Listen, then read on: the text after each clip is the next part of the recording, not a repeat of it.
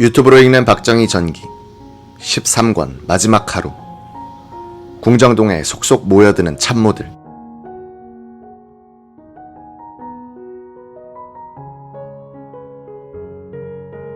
정승화 육군 참모총장이 전화기를 드니 김재규의 걸걸한 목소리가 흘러나왔다.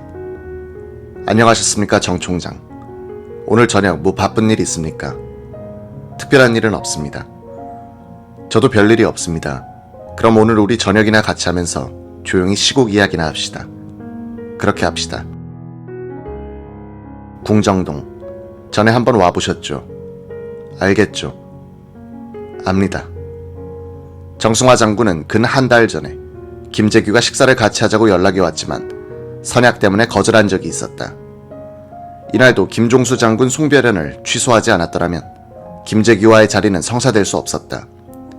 정 장군은 그때 김재규의 목소리는 정중하고 평상 그대로였다고 기억하면서 나는 지금도 김재규가 나와 먼저 저녁 약속을 했고 그 직후에 대통령과 만찬이 있다는 통보를 받았다고 믿고 있다고 했다. 12.6 사건의 미스터리 중 하나는 김재규가 정 총장에게 전화를 건 시각이 대통령과의 만찬이 있다는 연락을 경호실장으로부터 받은 뒤인가 그 전인가 하는 것이었다.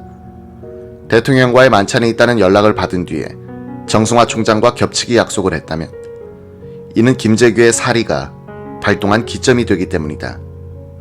이 쟁점에 종지부를 찍을 만한 자료를 기자는 이번 취재에서 발견했다. 1979년 10월 29일 윤병서 의전 비서가 합수부에서 쓴 자필 진술서는 자신이 4시 40분에 총장실로 전화를 걸어 김 부장에게 연결시켜 주었다고 밝히고 있기 때문이다. 이 전화는 두 사람의 운명뿐 아니라 이 나라의 진로를 바꿔놓는 중대한 인연을 만든다. 이 전화는 12.6에서 12.12 사건으로 이어지는 드라마의 무대에 긴 그림자를 들이우게 된다.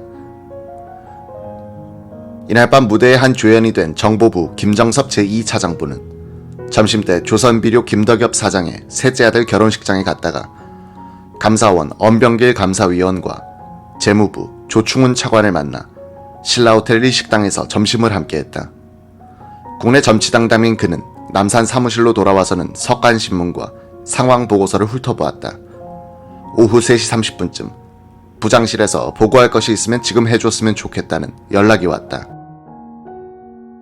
김 차장부는 부장에게 정운갑 신민당 총재 권한 대행이 자기 체제를 발족시키겠다는 발표를 했고 일본인 관광객이 한국인 접대부를 찔러 죽였다는 보고를 했다.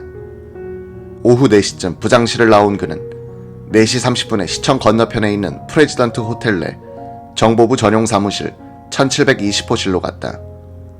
이 방에서 신민당 김모 의원과 만나 당내 사정에 대해서 이야기를 나누고 있던 오후 5시쯤 보좌관 박영학이 들어와 김 부장이 전화를 해달랍니다 라고 했다. 김 차장부는 대화를 중단하고 전화를 걸었다. 오늘 저녁 6시 30분까지 궁정동 사무실까지 오시오.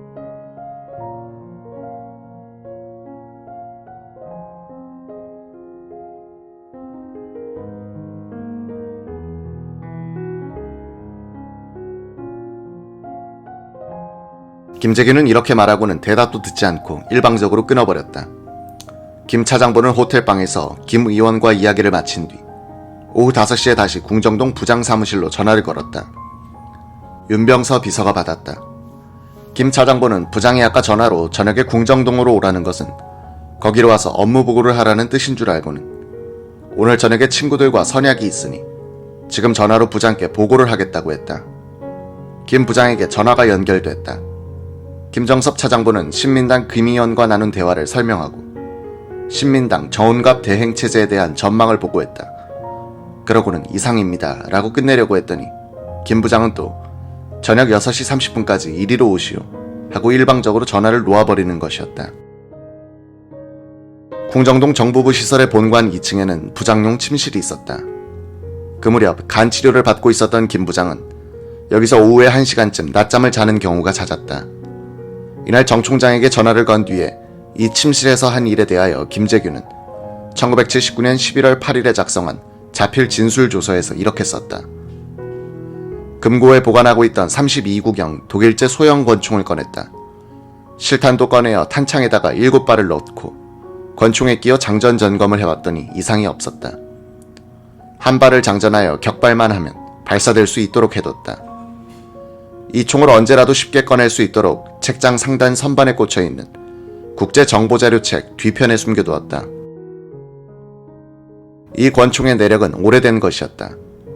김재규가 육군대학 부총장으로 있던 1960년 총장이던 이성가 장군으로부터 선물 받은 권총이었다.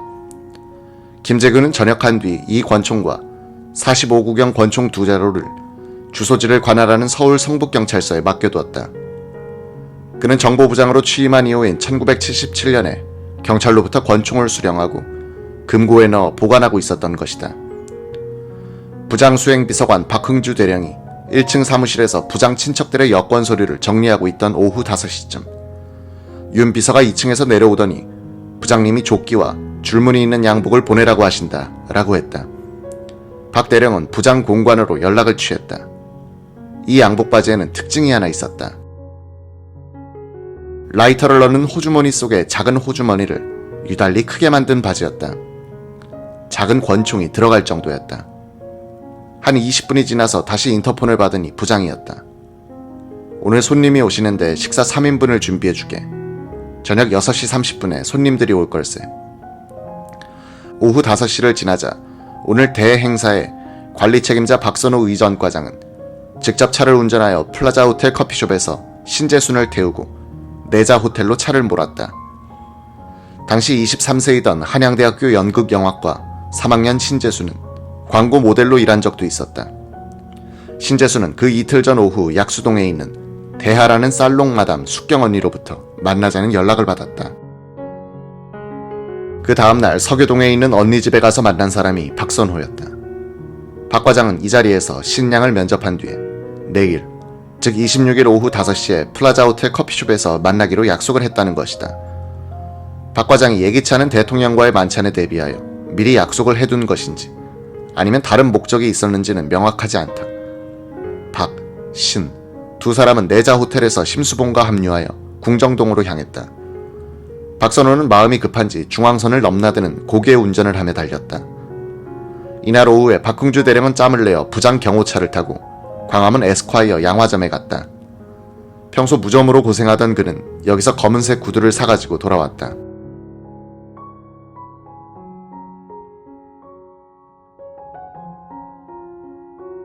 김계원 대통령 비서실장은 삽교찬 방조제 중공식 행사에 다녀온 뒤 사무실에서 유정회 총무 최영희 의원과 한담을 하고 있었다.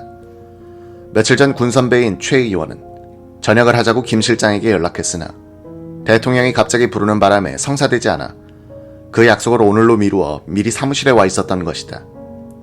김 실장은 각하께서 또 찾으실지 모르니 5시까지 조금 더 기다려봅시다 라고 했다. 오후 4시 30분쯤 경호 실장이 전화를 걸어왔다. 오늘 각하를 모시고 전역을 하게 됐습니다. 6시까지 정보부장한테 가십시오.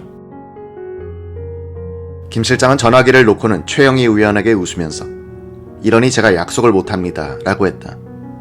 김계원 실장에게는 전해 12월 취임한 이후 이번 만찬이 4번째였다. 경호 실장으로부터 오라는 연락이 없으면 갈 수 없는 자리였다. 김 실장이 마지막으로 궁정동에 간 것은 그 2달 전에 이 궁정동 나동 만찬장을 수리한 뒤였다. 김재규가 안내를 하면서 식탁 밑으로 푹 패여 다리를 놓게 되어 있는 부분을 자랑스럽게 설명했다. 발바닥이 닿는 바닥에 용수철 장치가 되어 있어 촉감이 좋았다.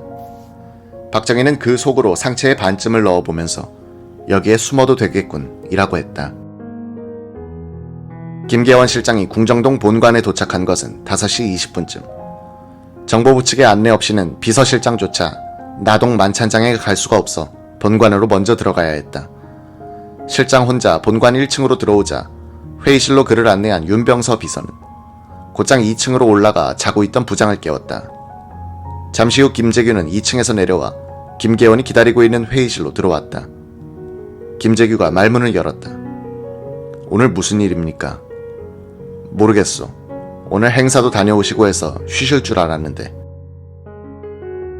저는 오늘 만찬이 없을 줄 알고 정승화 총장과 저녁 약속을 해뒀는데.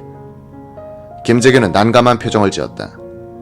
김계원 실장이 꺼낸 다음 말은 김재규의 분통을 터뜨릴 만한 것이었다. 헛수고 많이 했어.